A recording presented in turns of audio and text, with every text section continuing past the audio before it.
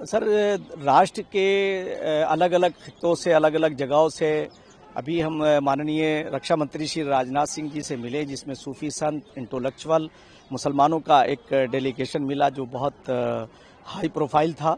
और हमने माननीय राजनाथ सिंह जी को इस सिंदूर ऑपरेशन की सफलता पर उन्हें बधाई भी दी, शुभकामनाएं भी दी और माननीय प्रधानमंत्री जी को ये संदेश भी पहुंचाया कि हम माननीय प्रधानमंत्री श्री नरेंद्र मोदी जी के साथ खड़े हैं। 140 करोड़ का देश उनके पीछे खड़ा है।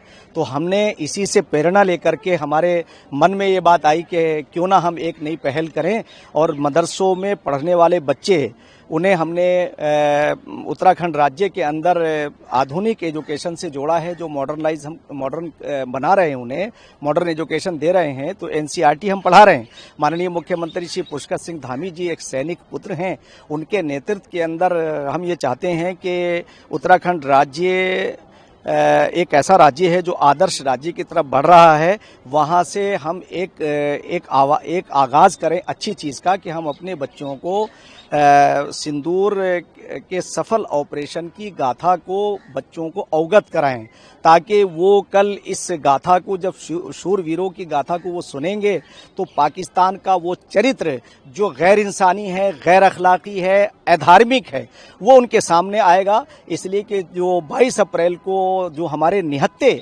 बहनों, हमारे निहत्ते भाइयों को, हमारी बहनों के सामने उनके सुहाग को उजाड़ा, मैं समझता हूं कि ये एक ऐसा कृत्य उस पाकिस्तान का है। उसका नाम पाकिस्तान नहीं, नापाकिस्तान होना चाहिए। उसने ईश्वर के आदेशों का भी उल्लंघन किया है।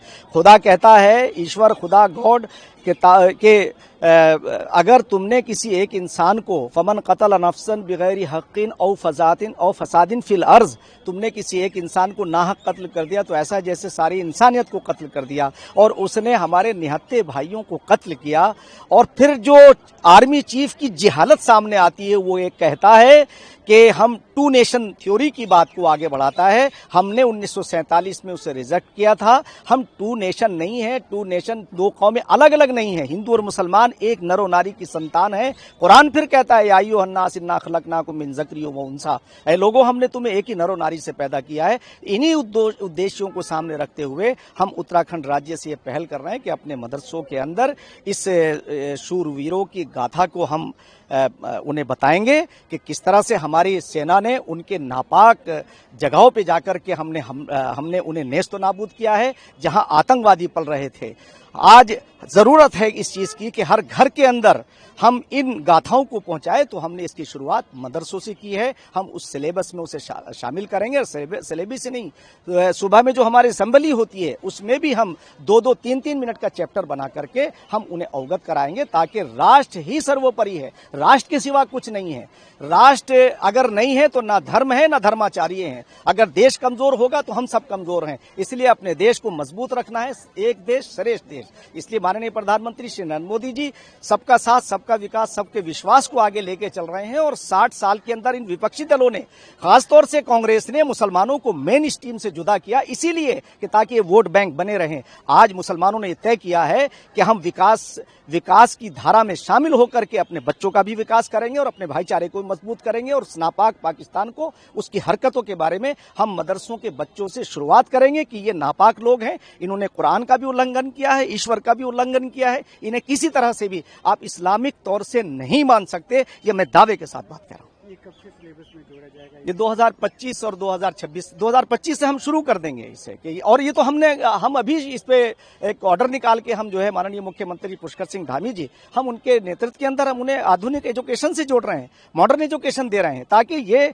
जिस तरह से मेन स्ट्रीम से जुदा किया था आरएसएस और बीजेपी से खौफजदा करके, आज वो खौफ निकल रहा है। और सबका साथ, सबका विकास, सबका विश्वास, सबके प्रयास में सारा देश जो है शामिल होकर के आगे बढ़ रहा है। हम प्रधानमंत्री को भी शुभकामनाएं प्रेषित करते हैं कि आपने उन्हें सबक सिखाया और अपनी सेनाओं के ऊपर हमें गर्व है। हम अपनी सेनाओं को भी सलाम करते हैं। ये कौन सी क्लास से कौन?